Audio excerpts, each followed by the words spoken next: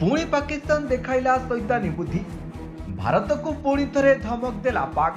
पाकिस्तान कहिछि जे यदि भारत सिंधु जल चुक्ति IWT अनुଯାयी पश्चिम नदीगुड़िक उपरे दिया जाइथिबा कौनसी नियम किंबा कार्यकलाप उल्लंघन करे तेबे यह राजनैतिक और कूटनैतिक स्तर में नुआदिल्ली सहित यहाकू उठाइब।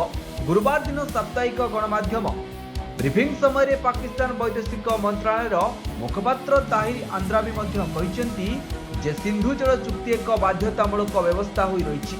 यह चुक्ति को बंद करिवार कौनसी व्यवस्था नहीं। तथापि एपर्यंत भारत पक्षर ए विषय कौनसी प्रतिक्रिया दि जाए नहीं।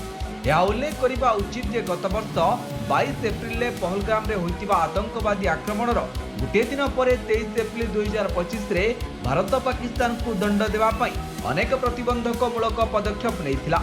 एथिरे 1960 सिंधु जल चुक्तिनामा स्थगित रखिबा मध्य अंतर्भुक्त थिला। विश्व बैंक द्वारा आलोचना होइतिबा सिंधु जल चुक्तिनामा 1960 मसीहारू भारत एवं पाकिस्तान मध्य सिंधु नदी एवं यार शाखा नदी गुड़िक बांटिबा एवं व्यवहार को नियंत्रण करि आसुछि। सिंधु जल चुक्ति 1960 अनुଯାयी भारत रवि व्यास एवं सतलेज पाइथिला। भारत एही नदी गुड़िक संपूर्ण व्यवहार करि परिबो। एही समय पाकिस्तान सिंधु झेलम एवं चेनाब पाइथिला। यह सेमानकर शतकड़ा 80 जल व्यवहार करे।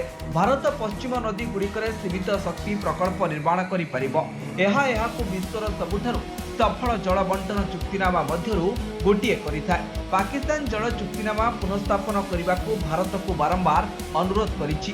यह अनेक चिठी लिखिछन्ति किंतु भारत निज मतरे अटल रहिछि। यह जम्मू एवं काश्मीर जलविद्युत प्रकल्प सहित द्रुत गति में आगक बढ़ुछि। पाकिस्तान भय करुछि जे एहार अंचले थिबा नदी गुड़िकरे प्रकल्प आरंभ हेबा द्वारा एहार अंश जल प्रवाह ह्रास पाइपारे किंबा प्रभावित भी होइपारे। तेणु यह बारंबार चुक्तिनामा पुनर्स्थापन पई दाबी करिछि। पाकिस्तान कृषिर एक बड़ अंश चुक्तिनामा नदीर जल द्वारा जलसेचन करा जाए।